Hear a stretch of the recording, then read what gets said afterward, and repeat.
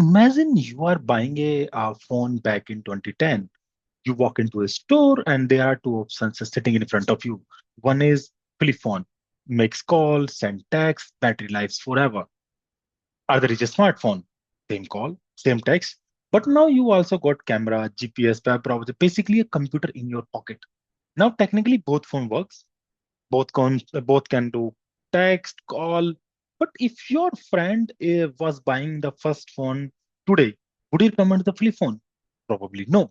And weirdly enough, that is exactly what most OpenAI tutorials online are doing right now. They are teaching the flip phone. Hey everyone, welcome back to the series. I'm Nitin, and in this series, we are learning modern AI engineering or AI agents from the scratch step by step with intuition first and then code second. And today I want to show you why most OpenAI tutorials online are already outdated and which API you should actually be learning in 2026. Let's do it. So we know this OpenAI one. So uh, here's something most beginners don't realize yet. OpenAI actually has two types of API right now. The first one is called chat completion. Second one is responsive. So first one is like a flip phone. It does the job, same something, send message and everything. You pass one input, you get an output. That's it. And same with the responses. Uh, does but it does a lot more out of the box that I will show you in this series because the mental model behind both the second API change a lot. And now let me show you the differences. So one is my client.chat completion API. Second is my client responses dot this create API. Let's go to the code. What is the difference in this one? So let's see. Let's call my this chat completion API. So response equal to client. Now I need to run it. Client dot chat completion dot create, and what we pass first is our model.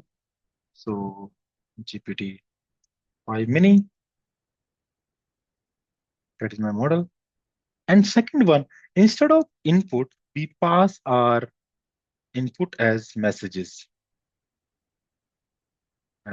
And how we pass it? Make it a list and a dictionary. How I do it? First, I give my role as a system. And what is the content? I define instruction to my system. Content, that's a very basic. You are a helpful tutor. That's it. And in my second one, let's pass the second thing is my query. So role will be the user and content. Let's ask the question. Ask what is 2 plus 2 in one sentence. Instead of explanation, I'll ask into one sentence. And if I pass this response into this message, how I'm getting it. So if I need to get my responses, you will see you are getting a lot of things out of it. So lot of things. So if I need to get exact my output, so how I need to go? So first I will need to go to responses and then choices, index 0, and then my this I will go to my messages and then what is the content in the message. So then only I will get to the exact answer of what I am getting it. So this complexity choices, index, message, content. How we are doing with the last this new API. So I will not write the code. Let's go to our this is the old, this is the new API that we're using it. So if I the simple change create client responses and then create we pass the sentences. And how we were getting this one? So we just type responses and output text. That's it. That's how we got an answer. So you so this works morally same, completely fine. But at one point, you might be thinking, okay, cool, but why should I care? And this is where things become more interesting. So now, what is the exact difference? Let's go to the slides. Why we are doing same task, different ways. So there is a one killer feature. Let's ask the model what is the new AI announcement this week. If I use my old API chat completion, mostly it will say sorry, my training days are cut off. I can't do the web browser. Can we do this? So let's. I have this one instead of this chat completion. I'll run it here. I ask user as a role, and in the content I ask what is the notable responses. So and then get an okay. I can just use this line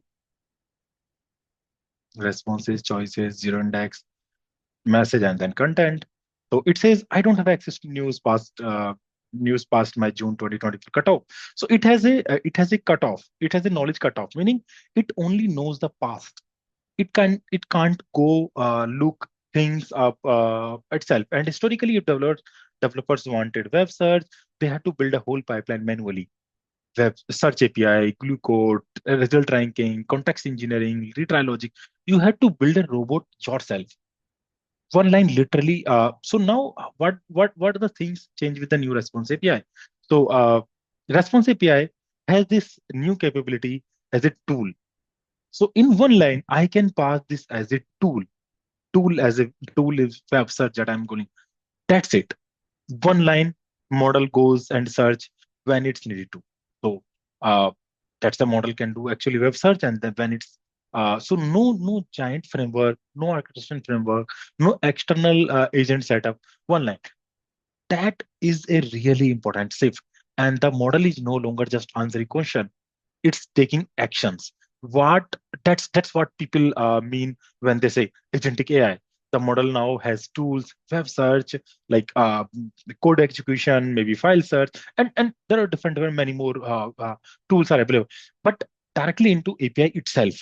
So, and this is why OpenAI created Responses API, not because they wanted the prettier syntax, like instead of message dot content dot this they output text, but they want to make this mental shift in the model, like instead of generate text to build AI system with capabilities.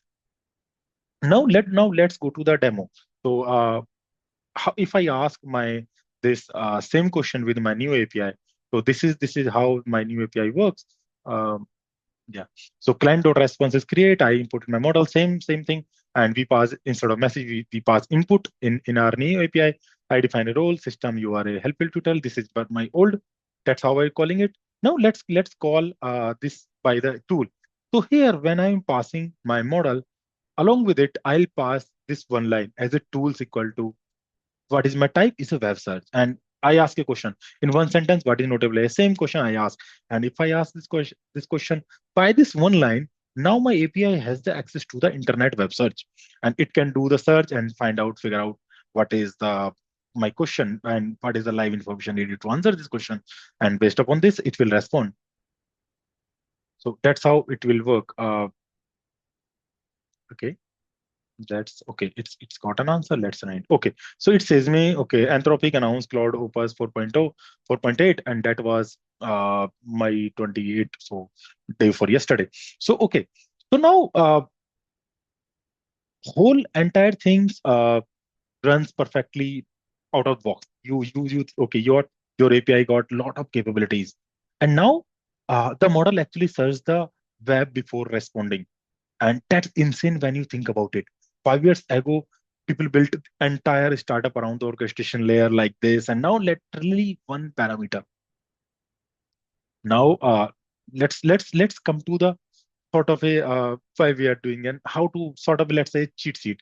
So this is a slide might save your months of confusion online, because when you start learning AI, you are going to read a lot of tutorials, some old, some modern, and now you instantly know how to identify them. If you see chat dot completion dot create, that means it's old, and even the when we are passing the messages and output as a response dot choices index zero and then message dot, that means it's an old API. They are using the old one. But if you see client dot response input as a response dot output, that means it's they are using the modern API system. And from now on, you can glance at most any OpenAI tutorial online, and within 5 seconds you will know whether it's outdated or modern. And that's a superpower most beginner don't have yet. So what did you actually gain from this episode? Four important things. First, no wasted learning. So you are skipping the old API completely. Second, now you have tutorial radars. You can instantly spot outdated OpenAI content. Third one, tools now comes free. So web searches, code execution, file search, one-line capabilities from the point onwards. And fourth, probably the biggest one, you are now agent ready. Everything comes next in this series.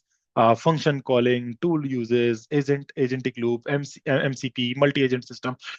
All of it assumes the responses API, and you are already standing in front of them in the right place. So in the next episode, before we conclude, let's run this code end to end. So if I how it my responding this API and built-in tool. So okay, so I think I started my system, but I was running this thing into my terminal. But we can save some time. We can convert this file into, and then it will properly work. So in the next episode, we are going to use that tools parameter to make model actually do the things in the real world, not just talk. So we will explore more in this detail in the next section in the next episode and see how the things are working, how we are using optimally these tools and parameters and then make system more interesting to work together. So yeah, see you.